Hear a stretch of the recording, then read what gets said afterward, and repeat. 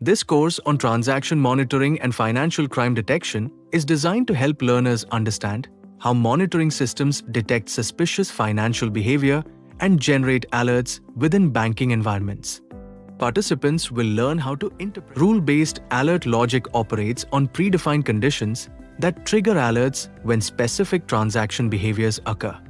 These are static rules designed around known risk indicators such as sudden large cash deposits, rapid movement,